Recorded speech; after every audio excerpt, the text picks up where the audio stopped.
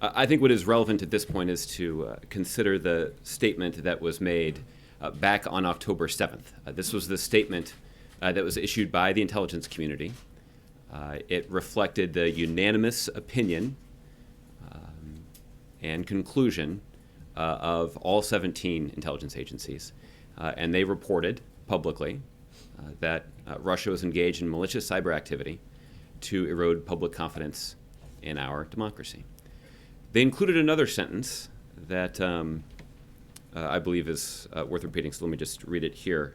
That statement included in part, "We believe, based on the scope and sensitivity of these efforts, that only Russia's senior-most officials could have authorized these activities."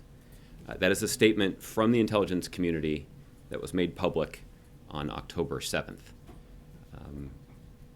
At the risk of editorializing, when I read that statement for the first time in early October,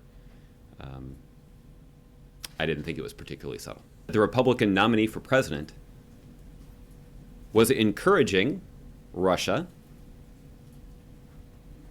to hack his opponent because he believed that that would help his campaign. That's not a controversial statement. I'm not trying to be argumentative, but I am trying to acknowledge a basic fact. And all of you saw it. This is not in dispute. Now, I recognize that the defense from the Trump campaign is that he was joking.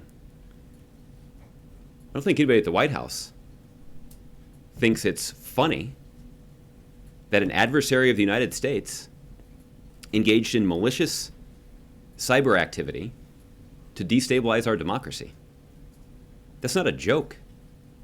Nobody at the White House thought it was a joke. Nobody in the intelligence community thought it was a joke.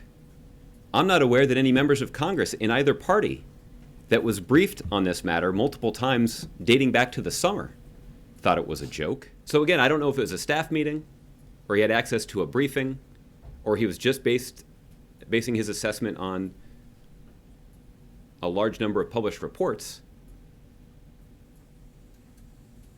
But Mr. Trump obviously knew that Russia was engaged in malicious cyber activity that was helping him and hurting Secretary Clinton's campaign.